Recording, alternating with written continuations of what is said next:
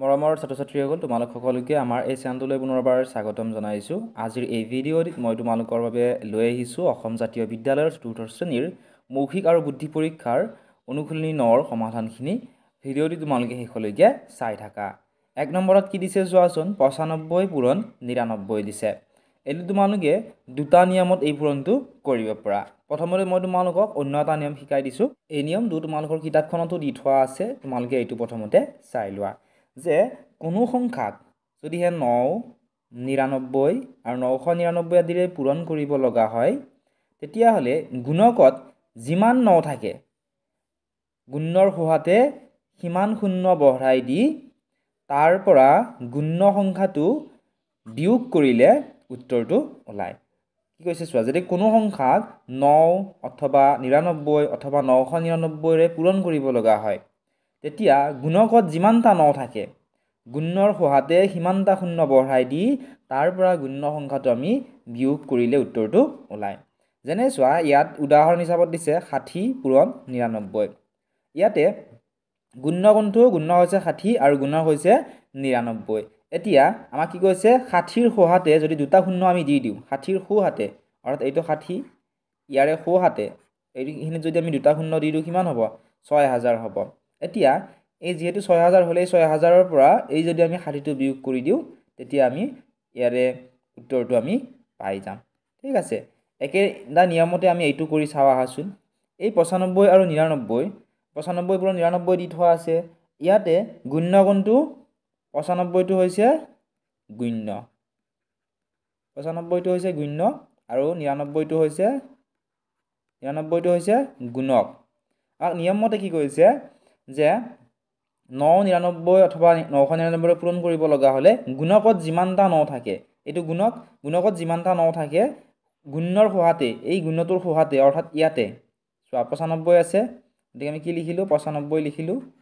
গুণকত কি আছে, দুটা 9 আছে, গতিকে গুণৰ সহাতে কি কৰিব লাগিব, আমি যিমান দুটা 9 আছে কাৰণে দুটা শূন্য আমি দি দিব লাগিব।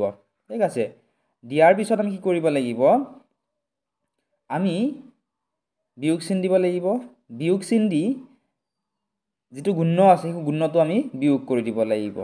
ঠিক আছে, অৰ্থাৎ 9500ৰ পৰা আমি 95 বিয়োগ কৰি দিব লাগিব। এতিয়া যদি আমি ছাইডত বিয়োগটো কৰি চাওঁ, 9500 বিয়োগ 95, চোৱা 0ৰ পৰা 5 নাযায়, ধাৰে নিব লাগিব। ইয়াত 0 আছে, গতিকে 5ৰ পৰা ধাৰে নিলোঁ। ইয়াতে 10 হ'ল, 10ৰ 5 গ'লে থাকিব 5। ইয়াতে 9 থাকিল, 9 গ'লে থাকিলে 0। এই 5টোৰ পৰা এক ধাৰে নিছিলোঁ, গতিকে ইয়াত থাকিল কিমান, 4, ইয়াত থাকিলে 9। উত্তৰটো আমি কিমান পালোঁ, ইয়াৰ উত্তৰটো আমি পালোঁ 9405 পালোঁ। অৰ্থাৎ 95ৰ লগত যদি আমি 99 পূৰণ কৰোঁ কিমান পাম, 9405 পাম। এইটোকে আমি অন্য এটা নিয়মতো কৰিব পাৰোঁ। সেই অন্য নিয়ম কোনটো হ'ব, সেই অন্য নিয়মটো আছে ডিৰেক্টলি আমি পূৰণ কৰিও কৰিব পাৰোঁ। ঠিক আছে, তোমালোকে যদি এইটোত অসুবিধা পোৱা তেতিয়াহ'লে ডিৰেক্টলি পূৰণ কৰি আনচাৰটো লিখি থ'লেও হ'ব। যেনে চোৱা, 95 পূৰণ চিন দিয়া আছে, আমি ইয়াত পূৰণ দিলোঁ, কিমান দিছে, 99 দিছে, 99 লিখি ল'লোঁ। 95 পূৰণ 99, 9 5 গুণ 45ৰ 5, হাতে গ'ল 4, 9 9 গুণ 81, 81 4 হৈ গ'ল 85। ঠিক আছে, এতিয়া আকৌ চোৱা, 9 5 গুণ 45ৰ 5, হাতে গ'ল 4, 9 9 গুণ 81, 81 4 হৈ গ'ল 85।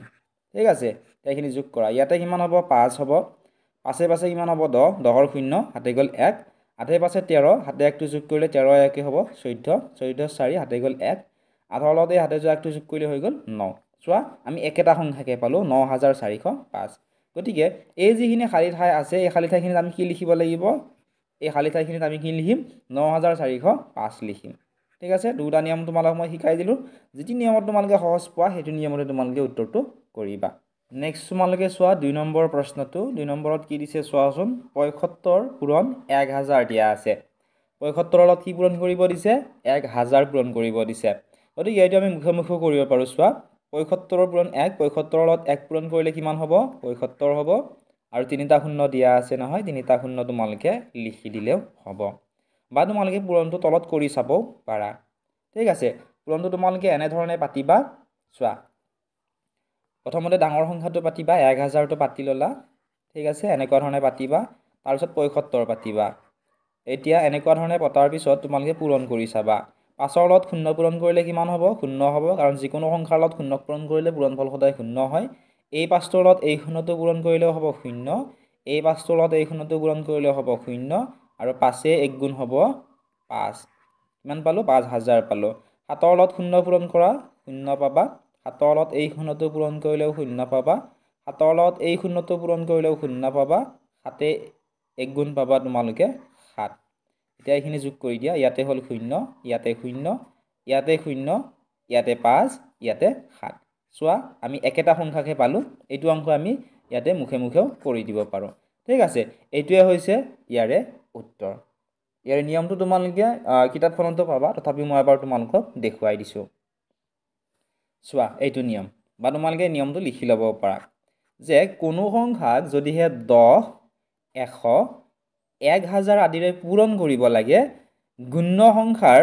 পিঠিত ইয়াতে চোৱা এইটোৰ গুণ্য কোনটো এইটো 75টো কি হ'ব ইয়াৰে ইয়াতে থকা যেটো 75 আছে 75টো কি 75টো হৈছে গুণ্য আৰু 1000টো গুণক তো কি কৰো গুণ্য সংখ্যাৰ পিঠিত গুণকৰ শূন্য কেইটা বহুৱাই দিলেই হয় এতে 75ৰ লগত 1 পূৰণ কৰিলো 75 পালো তাৰ পিছত তিনিটা শূন্য থকাৰ কাৰণে আমি তিনিটা শূন্য দি দিলো উদাহৰণ হিচাপে এইটো চাব পাৰা তোমালোকে ইয়াতে চোৱা 25 পূৰণ 100 দিয়া আছে 25 এ গুণ কিমান হ'ব 25 দুটা শূন্য থকাৰ কাৰণে দুটা শূন্য দি দিয়া হল এইটো নিয়মো তোমালোকে মনত ৰাখিবা এতিয়া নেক্সটটো চোৱা তোমালোকে 3 নম্বৰটো 3 নম্বৰত কি দিছে চোৱা 80 পূৰণ 200 আছে এতিয়া ইয়াতে থকা শূন্য কেইটা বাদ দিয়া 8ৰ লগত 2 পূৰণ কৰা পূৰণ নেওতাখন জানাই নহয় 8 দুগুণ কিমান হ'ব 16 80 এটা শূন্য আছে 200 দুটা শূন্য আছে টোটাল তিনিটা শূন্য এই তিনিটা শূন্য সিম্পলি ইয়াতে লিখি দিয়া ইয়াৰ আনসাৰটো আমি কিমান পালো ইয়াৰ আনসাৰটো আমি পালো কিমান 16000 পাই গলো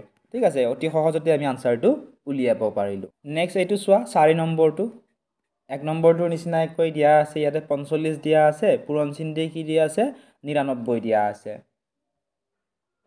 এই নিয়মটো যে শিকাইছিলো নিশ্চয় মনত আছে তোমালোকৰ ইয়াতো চোৱা কি আছে 9 এটা কি আছে 99 আছে গতিকে কি কৰিব লাগিব আমি গুণকত যিমানটা 9 থাকে গুণৰ সহাতে অৰ্থাৎ 45ৰ সহাতে ইয়াতে 45ৰ সহাতে আমি কি লিখিব লাগিব গুণত যিমানটা 9 আছে ইয়াত দুটা 9 আছে নহয় কিমানটা শূন্য কি কৰিব লাগিব বঢ়াই দিব লাগিব গতিকে দুটা শূন্য বঢ়াই দিলে কিমান হ'ব 45 খ হৈ গল বঢ়াই দি গুণ্য সংখ্যাটো বিয়োগ কৰিলে গুণ্য কোনটো আছিল 45 আছিল 45 ৰ পৰা 45 টো যদি আমি বিয়োগ কৰিলে আমি উত্তৰটো পাই যাম এতিয়া তোমালোকে বিয়োগটো কৰি চাবাচোন সাইডত কৰি চোৱা 4500 ৰ পৰা তোমালোকে 45 টো বিয়োগ কৰি চোৱা ঠিক আছে 19 ৰ পৰা 5 বিয়োগ না যায় এই পাছৰ পৰা এক ধাৰে আনিলো 10 হল 10 ৰ 5 গলে থাকিব 5 ইয়াতে 9 থাকে 9 4 গলে থাকিব 5 এই পাছৰ পৰা এক ধাৰে নিছিলো গতি ইয়াত থাকিল 4 এই 4 টো ইয়াতে লিখিম তাৰপিছত এইটো 4 লিখিম 4455 পালো ঠিক আছে কিমান পালো 4455 বা তোমালোকে তলে তলে পাতি চাৰি কৰিব পাৰা 45 ৰ লগত 99 পূৰণ কৰি চাবা তোমালোকে 4455 তোমালোকে পাবা 1 নম্বৰৰ যেটো প্ৰশ্ন আৰম্ভণিতে কৰিলো হেতুৰ নিচিনা এটো সেম হয় ঠিক আছে দুইটাৰ মিল আছে একে নিয়মত তোমালোকে দুইটাই কৰিব পাৰিবা গতিকে মই আৰু তোমালোক পূৰণটো কৰি নেদেখাও তোমালোকে পূৰণটো কৰি চাবা এইটোৱে পাবা ইয়াৰে শুদ্ধ উত্তৰ নেক্সট প্ৰশ্নটো তোমালোকে চোৱা প্ৰশ্ন নম্বৰ 6 প্ৰশ্ন নম্বৰ 6ত কি দিছে চোৱা গুণ্য দিয়া আছে 10 গুণফল দিয়া আছে 100 গুণক উলিয়াব দিছে গুণকটো আমি কেনেকৈ উলিয়াব পাৰো আমি হৰণ কৰি উলিয়াব পাৰো কেনেকৈ হৰণ কৰিম চোৱা 100ক আমি 10 ৰে হৰণ কৰি উলিয়াব পাৰো 10ৰ 1 গুণ কিমান হ'ব 10 ঠিক আছে এই শূন্যটো নমাই আনিলো বাৰ দিব নোৱাৰো গতিকে এটা শূন্য আমি দি দিলো ঠিক আছে কিমান পালো 10 পালো অৰ্থাৎ গুণ্য যদি 10 হয় গুণফল যদি 100 হয় গুণক কিমান হ'ব গুণক হ'ব 10 বা তোমালোকে 10ৰ লগত 10 পূৰণ কৰিলেও তোমালোকে আনসাৰটো পাই যাবা 100 হ'ব গতিকে ইয়াৰ আনসাৰটো তোমালোকে কেনেকৈ লিখিবা সলিউশনটো কি লিখিবা সলিউশনটো তোমালোকে লিখিব লাগিব কিমান পাবা ইয়াৰে উত্তৰটো 10 পাবা ঠিক আছে গুণক কিমান হ'ব 10 হ'ব এইটোৱে হৈছে ইয়াৰে উত্তৰ এতিয়া নেক্সট প্ৰশ্নটো চোৱা তোমালোকে প্ৰশ্ন নম্বৰ 7 প্ৰশ্নটো আছিল যে কোন সংখ্যাক 11 ৰে পূৰণ কৰি 1 যোগ দিলে 100 হ'ব এতিয়া আমি সমীকৰণটো বা এনেকুৱা ধৰণে আমি বনাই ল'ব পাৰো প্ৰশ্নত কি দিছে 7 নম্বৰত যে এনেকুৱা এটা সংখ্যা লিখিব দিছে গতে খালি ঠাই দিলো সংখ্যাটো যেটা আমাক দিয়া নাই এই সংখ্যাটোৰ লগত যদি আমি 11 পূৰণ কৰো 11 পূৰণ কৰাৰ পিছত যদি আমি 1 এটা যোগ কৰি দিও একটো যদি আমি যোগ কৰি দিওঁ, ইয়াত মোৰ ইংৰাজীত লিখা গ'লে একটো, অসমীয়াত লিখি দিছোঁ চোৱা। এক এটা যদি আমি যোগ কৰি দিওঁ কিমান পাম বুলি কৈছে? 100 পাম। এতিয়া সেই সংখ্যাটো আমি কেনেকৈ উলিয়াম?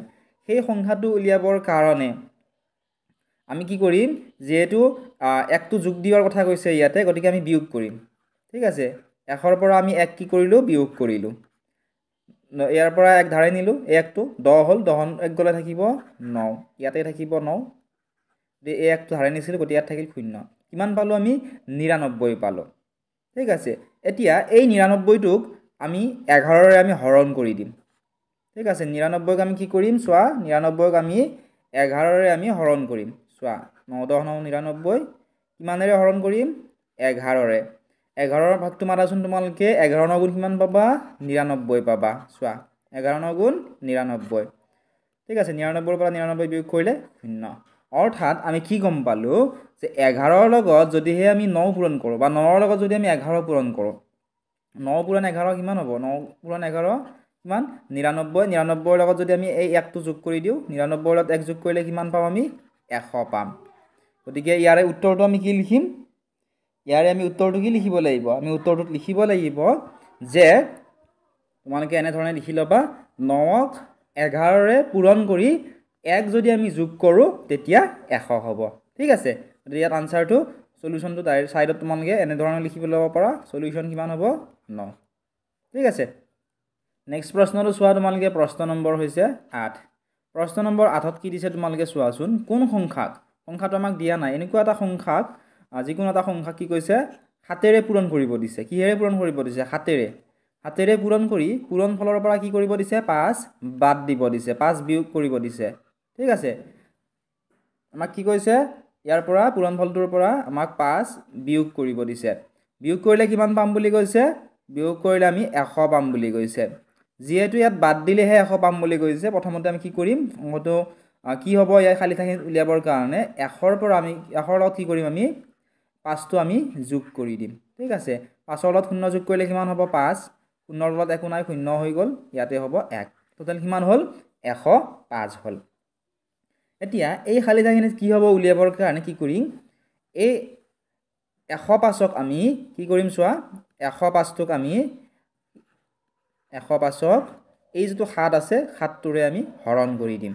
চোৱা, 7ৰ এটা অংক আছে, হিচাপ নিয়ম মতে আমি ইয়াৰো এটা অংক ল'ব লাগে, কিন্তু 7তকৈ 1টো সৰুৰ বাবে দুটা অংক ল'ম। 10 হ'ল, এবাৰ যাব, 7 1 গুণ 7। 10ৰ পৰা 7 বিয়োগ কৰা, 3 থাকিব। নেক্সট তোমালোকে এই 5টো নমাই অনা, কিমান হৈ গ'ল? 35। 7ৰ ভাগটো মাতি যোৱা তোমালোকে, 7 5 গুণ কিমান পাবা? 7 5 গুণ তোমালোকে পাবা 35। ঠিক আছে, গতিকে 35ৰ পৰা 35 বিয়োগ কৰিলে 0 পাবা। কিমান পালোঁ আমি? 15 পালোঁ।